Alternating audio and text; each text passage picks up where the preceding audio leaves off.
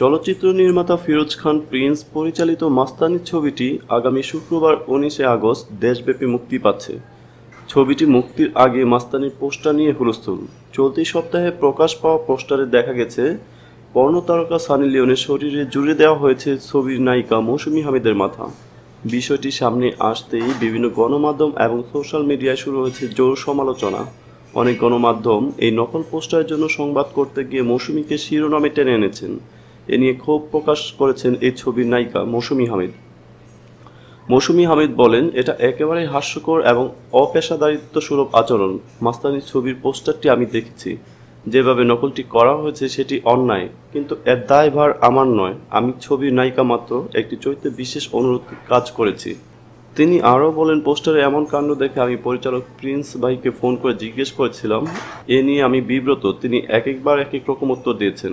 ক্ষোভ ঝেড়ে মৌসুমী আরও বলেন, ইন্ডাস্ট্রিতে একজন নির্মাতা আছেন যাকে আমি শ্রদ্ধা করে বাবা বলে ডাকি। তিনি আমাকে বলেছিলেন, মারুফ আছে ছবিতে, হয়তো কাজটি ভালো হবে, করো। সেজন্য আমি এই ছবিতে কাজ করতে রাজি হয়েছিলাম, কিন্তু অনুরোধে ডেকে গিলতে গিয়ে আমি নিজেই মুসিবতে পড়ছি। এভাবে অপদস্থ হলে নতুনরা তো কাজে আগ্রহ হারিয়ে ফেলবে। এদিকে জানা গেছে, মৌসুমী মাস্তানি ছবিতে অভিনয় করলেও ডাবিংয়ে তার কণ্ঠে ভয়েস দিয়েছেন অন্য একজন। এ কারণে মন খারাপ এই তারকা অভিনেত্রীর।